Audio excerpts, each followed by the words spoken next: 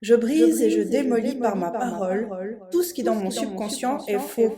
Cela retourne au néant, car toutes ces pensées fausses viennent de mon imagination.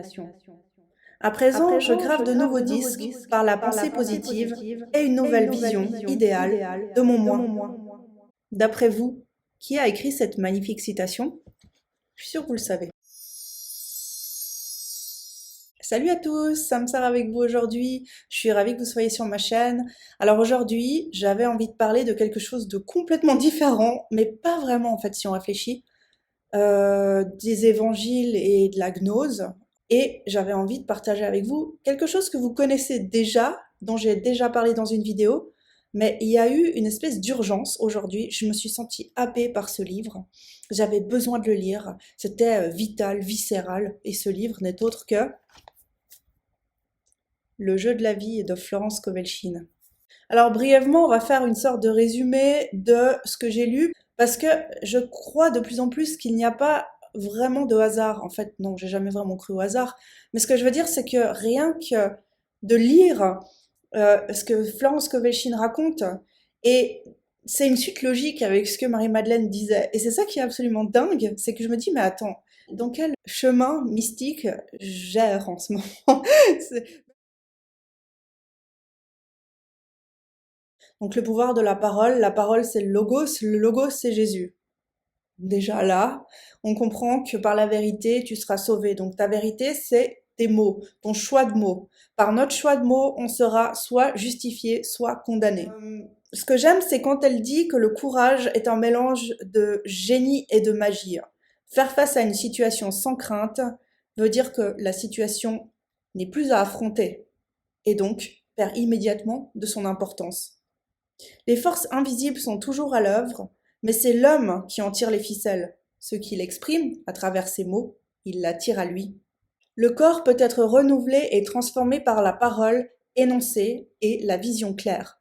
La maladie peut être entièrement effacée de la conscience. Le refus de pardon est la première cause de maladie. Toute disharmonie, tout manque d'harmonie à l'extérieur indique une discorde intérieure.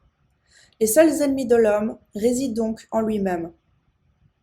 L'être éclairé s'efforce de se perfectionner en servant son prochain. Il travaille sur lui-même et envoie bénédictions et bonnes pensées à ses semblables. En bénissant quelqu'un, vous lui enlevez tout pouvoir de vous nuire. Elle ajoute que si on voit quelqu'un qui a l'air visiblement perturbé, il ne faut pas lui demander qu'avez-vous, mais plutôt contre qui en avez-vous. Le chapitre suivant, il traite de la loi de la non-résistance. Et franchement, ce chapitre, il m'a donné une de ces claques. Parce qu'en le lisant, j'ai compris qu'en fait, le fait d'avoir été tellement dans la résistance dans ma relation passée m'a mené tout droit à énormément d'obstacles et finalement la rupture. Et jamais j'avais pris conscience de ma responsabilité dans cette rupture. Je m'étais toujours dit, voilà, même si je connais la manifestation, je sais ce que j'ai manifesté, j'avais pas conscientisé jusqu'à maintenant que effectivement la résistance a vraiment complètement dévié le trajet de ma manifestation. Rien au monde ne peut résister à une personne qui est dans la non-résistance. Jésus a dit, ne résistez pas au mal. Il savait que le mal n'existait pas. C'est une simple perception humaine qui vient de la vaine imagination de l'homme. Car en effet, l'homme a été hypnotisé par ses croyances, le péché, la maladie, la mort, etc. Ce que l'homme ressent profondément, il l'attire donc à lui. Il est matérialisé par l'esprit subconscient. La résistance, c'est l'enfer, car elle place l'homme dans un état de tourment. Elle parle ensuite de la transmutation en donnant ce petit exemple. Si je suis en présence d'un échec, eh bien je le baptise directement succès. C'est là la loi de la transmutation fondée sur la loi de la non-résistance. Par ma parole, je transforme tous mes échecs en succès. Bénissez votre ennemi et vous lui déroberez ses flèches. Mais bénir son ennemi, est-ce que ça veut pas dire à un moment donné qu'on est en mode paillasson, qu'on va se faire marcher dessus? Lui demande un de ses élèves.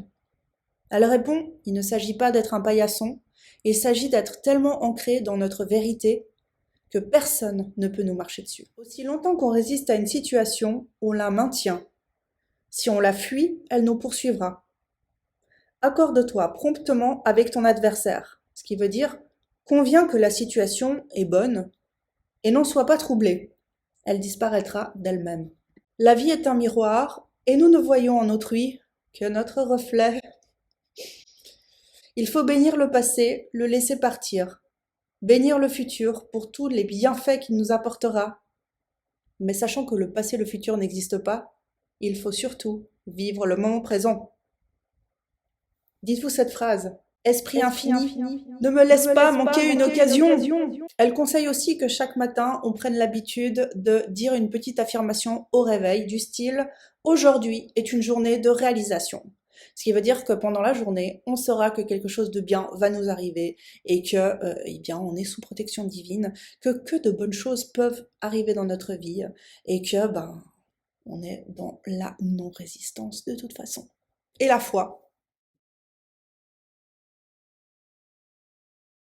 Le jeu de la vie est un jeu de boomerang.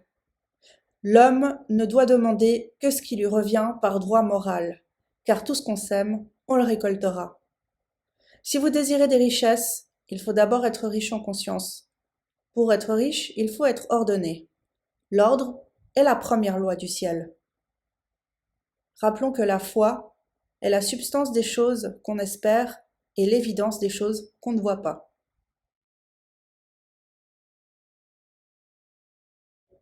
Jésus a dit « Mon joug est doux et mon fardeau léger ». Il s'agit ici de ne plus se débattre dans l'angoisse, le doute et la peur. Il faut éviter à tout prix que l'imagination ne prenne le dessus et créer des maladies. La lutte appartient à Dieu et non pas à l'homme. L'homme doit rendre grâce qu'il est déjà sauvé. Il faut impressionner le subconscient. Et pour ça, il faut faire semblant. Fake it till you make it. Donc ici, en fait, on comprend que la foi active est essentielle pour déplacer les montagnes. C'est-à-dire que on doit se débarrasser de ce qui nous densifie, ce qui nous alourdit, ce qui nous pèse. Ça peut être la maladie, ça peut être nos croyances. Ne plus même le mentionner, ne plus y penser, ça n'existe plus. Les circonstances n'existent pas, on l'a déjà dit. Florence Köveshin donne un joli exemple, en fait. Elle explique qu'il y a une femme qui avait des problèmes avec son mari. Finalement, son mari est parti avec quelqu'un d'autre. Elle l'a maudit, elle l'a détesté, elle l'a haï. Elle disait, mais comment est-ce qu'il a pu me faire ça alors que moi je l'aimais tant? Et Florence Köveshin lui dit, non, non, non, non, tu l'aimais pas tant parce que vu comment t'en parles, à mon avis, tu le haïssais. Donc, voilà ce que tu vas faire. Tu vas prononcer cette affirmation tous les jours. Et à côté de ça, tu vas continuer, comme d'habitude, tous les jours, à dresser la table et à mettre un couvert pour lui, comme s'il était là. L'affirmation, c'est « Selon l'Esprit divin, il n'y a pas de séparation. C'est pourquoi je ne peux pas être séparé de l'amour qui me revient de droit divin. » Après quelques mois, il est revenu. Elle explique ensuite qu'il n'y a pas de paix ou de bonheur pour l'homme tant qu'il n'a pas effacé toute crainte de son subconscient. Alors de nouveau, un de ses élèves lui demande « Mais comment faire pour réussir à affronter la peur ?» Elle dit exactement ce que tu as dit. Tu vas affronter la peur comme si c'était un lion, et quand tu regarderas la peur dans les yeux, cette peur disparaîtra, elle se dissipera entièrement. La peur rabaisse l'homme au niveau de microbes. Les microbes sont le produit de la vaine imagination de l'homme. Ah voilà un chapitre qui m'intéresse, l'amour. L'amour ouvre la 4e dimension. L'amour se répand sur l'objet de son attention sans rien demander en retour. Sa joie est dans la joie de donner. L'amour pur, exempt d'égoïsme, attire ce qui lui appartient. Mais attention, la jalousie est le pire ennemi de l'amour. Je pense que la jalousie, elle manifeste exponentiellement. Plus vous avez peur de perdre l'être aimé, plus vous êtes dans la résistance et plus vite vous créez exactement ce dont vous avez peur. Donc si vous pensez ne pas être un bon manifesteur, mais que vous êtes extrêmement jaloux, sachez que vous êtes un extrêmement bon manifesteur. Alors comment faire pour arrêter de manifester constamment ce qu'on ne veut pas consciemment manifester? Eh bien, il y a 2 possibilités, on va pas y aller par 4 chemins, lâcher son ressenti et bénir l'autre personne. Exercice très compliqué, mais il faut savoir que dans chaque homme, il n'y a pas un ennemi, mais il y a un mentor, et que chacun doit nous amener une leçon qu'on n'apprendra qu'avec détachement. Et on doit apprendre ces leçons. Et c'est marrant parce que dans l'Évangile selon Marie-Madeleine, on parlait justement de l'amour intéressé, c'est-à-dire l'amour qui transforme l'autre en objet. Il n'y a pas d'amour possible quand on veut posséder l'autre. Et la jalousie, c'est souvent une histoire de possession, parce qu'on a peur, on veut posséder, on veut garder l'autre pour soi. Mais là, on nous apprend que la vie est faite pour nous expliquer comment l'amour fonctionne. L'amour agapé, ce n'est pas une histoire d'objectiver quelqu'un, c'est une histoire d'aimer inconditionnellement. Voilà, on est désintéressé, on est détaché, on aime la personne pour le sujet qu'elle est. On n'aime pas la personne pour ce qu'elle peut nous apporter. On aime la personne sans rien demander en retour. Donc pour attirer une chose ou une personne à soi, il faut être en harmonie avec elle. Bénir l'autre, c'est aussi de saluer la divinité dans les gens, du style Namasté. Le divin en moi salue le divin en toi. Le ressentiment disparaîtra, la rancœur aussi. On oubliera le passé, le remords, le regret, le chagrin, tout ce qui détruit les cellules du corps. L'amour parfait bannit la crainte. L'amour est l'accomplissement de la loi. Rien n'est impossible à celui qui connaît le pouvoir de la parole et qui suit son intuition. Demandez et vous recevrez. Ici, l'homme fait le premier pas. Florence Kowalczyk nous propose de faire une demande mentale et de ne rien faire jusqu'à ce qu'on reçoive une guidance. Par exemple, sous forme d'intuition, une phrase qu'on lirait dans un livre ou une phrase qu'on entendrait quelqu'un dire. Pour surmonter l'indécision, répétez ceci. Je suis toujours directement inspiré, je prends rapidement la juste décision.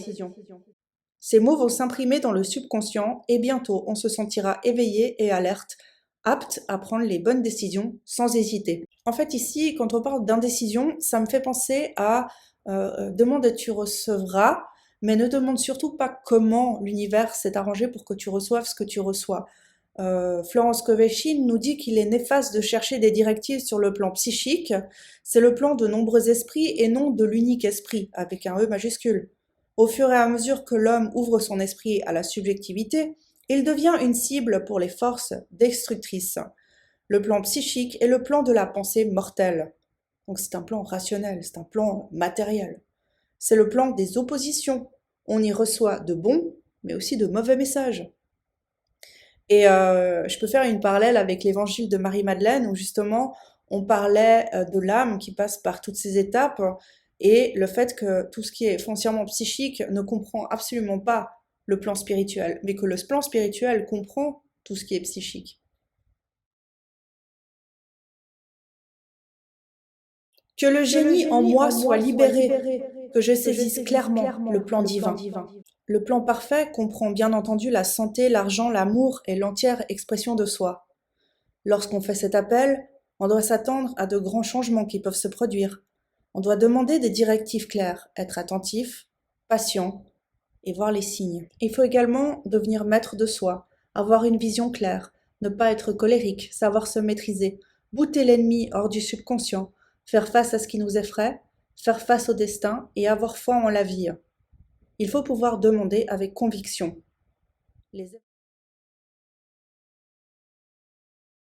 Tu décréteras une chose et elle te sera établie. Tout est déjà accompli. Il n'y a pas d'échec. Il faut faire le bilan de notre être, se responsabiliser et permettre ainsi qu'on trouve la liberté. La dualité entraîne des pertes. Une négation doit toujours être suivie d'une affirmation. Je nie cette apparence de maladie. Elle est irréelle et partant, elle ne doit pas s'enregistrer dans son subconscient. Certaines personnes demandent à Florence Kowalczyk quelle est la différence entre imagination et vision, c'est-à-dire visualiser et visionner. Quelle est la différence? Elle dit que imaginer se rapporte au mental, à la raison et au conscient. Elle dit que la vision, c'est de l'ordre du spirituel, de l'intuition et du superconscient. Il faut donc entraîner son esprit à recevoir ces éclairs d'inspiration et à visualiser son propre potentiel. C'est la conviction qui fait agir et non la connaissance. Voilà, j'espère que cette vidéo vous aura plu. En tout cas, moi, j'ai adoré lire ce livre, ça m'a reboosté à un point. Et je me réjouis de refaire une vidéo tout bientôt. Je vous embrasse très fort et la manifestation est accès de vrai. Salut!